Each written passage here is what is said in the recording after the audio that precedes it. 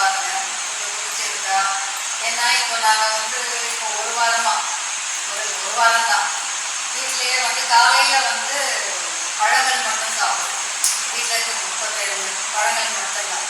ஒரு 4-5 வகையான பழங்கள் மேற்கொண்டு எவ்வளவோ அந்த சீசனல் ஃப்ரூட்ஸ் என்னென்ன இருக்கோ கிடைக்குதோ அதை வந்து மிக்சடாக சாப்பிடுவோம். இப்போ நான் காலையில் எழுந்தவுடனே வாழைப்பழம் சாப்பிடுவேன், இல்லை கொய்யாப்பழம் சாப்பிடுவேன், அதெல்லாம் பெருசு கிடையாது. அட்லீஸ்ட் குறைஞ்சபட்சம் ஒரு 5 வகையான பழங்களாவது சாப்பிடணும்.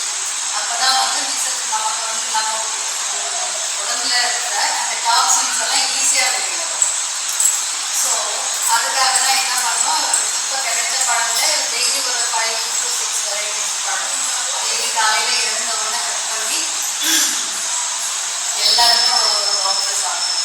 அதன் பிறகு பசி எடுத்தால் மட்டும் டிஃபன் ஏதாவது லைட்டாக நான் இட்லி சாப்பிட்றதுல 2 இட்லி இல்லை 1 இட்லி போடும் அப்படிங்கிற மாதிரி சமைச்ச உணவை கொஞ்சம் ஒரு வேலையாவது அவாய்ட் பண்ணலாம், பண்ணால் கொஞ்சம் ஹெல்த்தியாக இருக்கும் அப்படின்றது ஐடியாவில் தான் பண்ணுறோம்.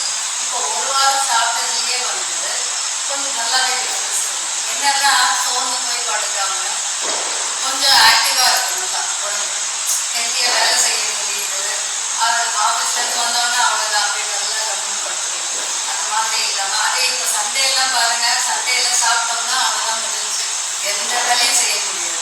அந்த மாதிரி டயர்டாக இருக்கும், ரொம்ப வேலை செய்யவே தோணாது.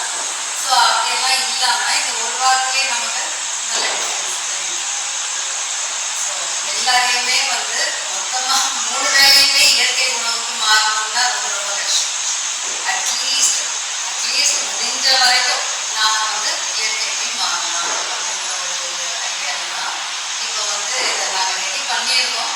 சாப்பிடுங்க, எப்படி இருக்குன்னு சாப்பிட்டு பார்த்து நீங்கள் சரிங்களா, உங்களுக்கு பிடிச்சிருக்கா அப்படின்றத சொல்லுங்கள்.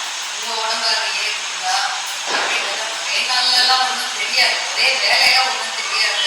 ஸோ ரெகுலராக அதை சாப்பிடுனா நமக்குள்ளே இருக்கிற ப்ராப்ளம்ஸ் எல்லாம் குறைய ஆரம்பிக்கும். ஸோ இந்த கிட்னி ப்ராப்ளம், சுகரு, பிபி இதெல்லாமே வந்து மாத்திரை மருந்துகளை விட இந்த மாதிரி ஜூஸஸ்லாம் நம்ம ரெகுலராக எடுத்துக்கணும்னா ப்ராப்ளம் வராது.